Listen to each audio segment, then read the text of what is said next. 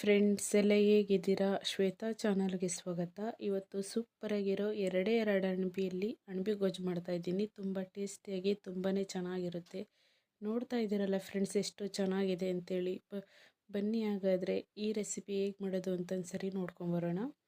ಫಸ್ಟಿಗೆ ಎರಡು ಅಣಬಿ ತೊಗೊಂಡಿನಿ, ಅರಳಿರೋದು ನೀಟ್ ಮಾಡಿ ಕ್ಲೀನಾಗಿ ಇಟ್ಕೊಂಡಿದ್ದೀನಿ. 2 ಸರಿ ವಾಶ್ ಮಾಡಿದ್ದೀನಿ. ತುಂಬ ಚೆನ್ನಾಗಿರುತ್ತೆ ಅಣಬಿ ಗೊಜ್ಜು. ಫಸ್ಟಿಗೆ ಬಾಣಲಿ ಇಟ್ಕೊಂಡು ಒಗ್ಗರಣೆ ಬೇಕಾಗುವಷ್ಟು ಎಣ್ಣೆ ಹಾಕ್ಕೊಂಡಿದ್ದೀನಿ. ಎಣ್ಣೆ ಬಿಸಿ ಆದಮೇಲೆ ಒಂದೇ ಒಂದು ಪಲಾವ್ ಎಲೆ ಹಾಕ್ತಾಯಿದ್ದೀನಿ.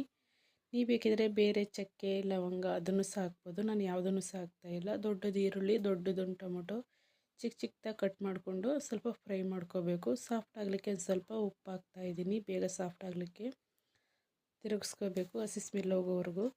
ಇದಕ್ಕೇನೆ ನಾನು ಒಂದು ಅರ್ಧ ಇಂಚು ಶುಂಠಿ ಬೆಳ್ಳುಳ್ಳಿ ಪೇಸ್ಟ್ ಹಾಕ್ತಾಯಿದ್ದೀನಿ. ಒಂದು 5-6 ಎಸಳು ಬೆಳ್ಳುಳ್ಳಿ, ಒಂದು ಅರ್ಧ ಇಂಚು ಶುಂಠಿನೂ ಸಹ. ನೀವು ಬೇಕಿದ್ರೆ ನೀವು ಶುಂಠಿ ಬೆಳ್ಳುಳ್ಳಿ ಪೇಸ್ಟನ್ನು ಸಹ ಹಾಕ್ಕೋಬೋದು. ಹಸಿ ಸ್ಮೆಲ್ಲವರೆಗೂ ಫ್ರೈ ಮಾಡಿಕೊಂಡು 1 ಸ್ಪೂನ್ ಖಾರದ ಪುಡಿ, ಅರ್ಧ ಸ್ಪೂನು ಧನಿಯಾ ಪುಡಿ, ಅರ್ಧ ಸ್ಪೂನ್ 1/4 ಸ್ಪೂನಷ್ಟು ಅರಿಶಿನ ಪುಡಿ, ಅರ್ಧ ಸ್ಪೂನ್ ಗರಂ ಮಸಾಲ ಹಾಕ್ತಾಯಿದ್ದೀನಿ. ಇಷ್ಟನ್ನು ಸಹ ಫ್ರೈ ಮಾಡ್ಕೋಬೇಕು. ಇಷ್ಟು ಫ್ರೈ ಆದರೆ ಸಾಕಾಗುತ್ತೆ. ಇದಕ್ಕೇನೆ ನಾವು ವಾಶ್ ಮಾಡಿ ಇಟ್ಕೊಂಡು ಅಣಬಿ ಹಾಕ್ತಾಯಿದ್ದೀನಿ.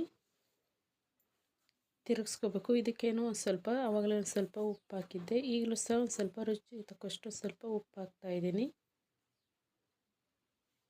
ಎಷ್ಟಾದರೂ ಸಾಕಾಗುತ್ತೆ. ನೀಟಾಗಿ ಒಂದಕ್ಕೊಂದು ಮಿಕ್ಸ್ ಆಗೋವರೆಗೂ ಮಿಕ್ಸ್ ಕೊಡಬೇಕು.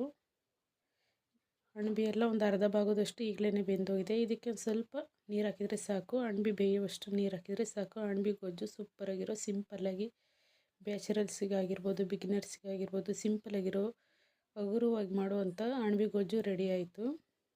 ಸ್ವಲ್ಪ 5 ನಿಮಿಷ ಬೆಂದರೆ ಆಗೋಯಿತು. ನೋಡಿದ್ರಲ್ಲ ಎಷ್ಟು ಕಿಕ್ಕಾಗಿ ಅಣಬಿ ಗೊಜ್ಜು ರೆಡಿ ಆಯಿತು. ಚಪಾತಿಗೆ, ದೋಸೆಗೆ, ಪೂರಿಗೆ, ರೈಸ್ ಜೊತೆಗೂ ಸಹ ಸರ್ವ್ ಮಾಡ್ಬೋದು. ನಾನಿವತ್ತು ನಾನು ರೈಸ್ ಜೊತೆ ಮಾಡಿದ್ದೀನಿ ಅಣಬಿ ಗೊಜ್ಜು. ಕೊನೆಯಲ್ಲಿ ಸ್ವಲ್ಪ ಕೊತ್ತಂಬರಿ ಸೊಪ್ಪು ಹಾಕಿದರೆ ಆಗೋಯಿತು. ತುಂಬ ಟೇಸ್ಟಿಯಾಗಿರೋ ಅಣಬಿ ಗೊಜ್ಜು ರೆಡಿ ಆಯಿತು. ನಿಮ್ಮನೆಲ್ಲ ಖಂಡಿತವಾಗ್ಲೂ 2 ಅಣಬಿ ಸಿಕ್ಕಿದರೆ ಈ ಥರ ಟ್ರೈ ಮಾಡಿ, ತುಂಬಾ ಚೆನ್ನಾಗಿ ಬರುತ್ತೆ. ನಾನು ರೈಸ್ ಜೊತೆ ಸರ್ವ್ ಮಾಡ್ತಾಯಿದ್ದೀನಿ. ಈ ರೆಸಿಪಿ ಇಷ್ಟ ಆದರೆ ಲೈಕ್ ಮಾಡಿ, ಶೇರ್ ಮಾಡಿ, ಸಬ್ಸ್ಕ್ರೈಬ್ ಆಗಿ. Thank you.